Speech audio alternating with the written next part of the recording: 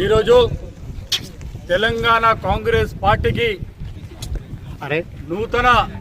రథసారథిగా మహేష్ కుమార్ గౌడ్ గారు నియమితులైనందుకు సిద్దిపేట కాంగ్రెస్ పార్టీ తరఫున ఈరోజు సిద్దిపేటలో కాంగ్రెస్ పార్టీ ఆధ్వర్యంలో యువజన కాంగ్రెస్, ఎన్ఎస్యుఐ, మహిళా కాంగ్రెస్, ఎస్సీసీఎల్, బీసీసీఎల్ మండలాల నుంచి వచ్చినటువంటి ముఖ్య నాయకుల ఆధ్వర్యంలో ఈరోజు పటాకులు కాల్చి సంబరాలు జరుపుకోవడం జరుగుతూ ఉంది. ఎందుకనంటే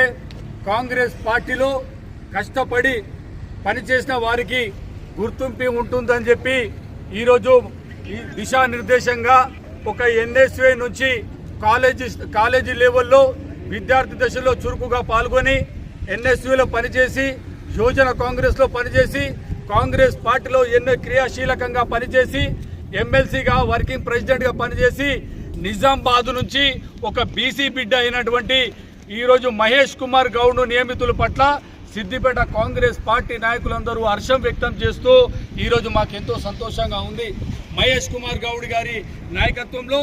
రేవంత్ రెడ్డి గారి నాయకత్వంలో సిద్దిపేటలో కూడా రాష్ట్రంలో కూడా కాంగ్రెస్ పార్టీని ఇంకా బలోపేతం చేసే దిశలో ప్రతి ఒక్కరం కంకణబద్దులై పనిచేస్తామని రేపు మహేష్ కుమార్ గౌడ్ గారు ఏదైతే నియామకానికి సోనియా గాంధీ గారు, రాహుల్ గాంధీ గారు, మల్లికార్జున్ ఖర్గే గారు, ఇన్ఛార్జ్ అయినటువంటి దీపాదాస్ మున్సి గారు, రేవంత్ రెడ్డి గారు, ప్రతి ఒక్క పెద్దలకు కూడా మేమందరకు సిద్దిపేట కాంగ్రెస్ పార్టీ తరఫున కృతజ్ఞతలు తెలియజేస్తూ రేపు మహేష్ కుమార్ గౌడ్ గారు చేపట్టే పదవి బాధ్యతలు కూడా సిద్దిపేట నుంచి 5 మండలాల నుంచి మహిళా కాంగ్రెస్, ఎన్ఎస్యుఐ, యువజన కాంగ్రెస్, పట్టణ కాంగ్రెస్ నుంచి కౌన్సిలర్లు అందరం కలిసి పెద్ద ఎత్తున ఇక్కడ నుంచి సిద్దిపేట నుంచి బయలుదేరుతూ ఉన్నాము. మేము రేపు ఎల్లుండో మహేష్ కుమార్ గౌడ్ గారి పదవి బాధ్యతల్లో మేమందరం భాగస్వాములవుతామని తెలియజేస్తూ మరొకసారి మహేష్ అన్నకు శుభాకాంక్షలు తెలియజేస్తా ఉన్నాను. జై కాంగ్రెస్,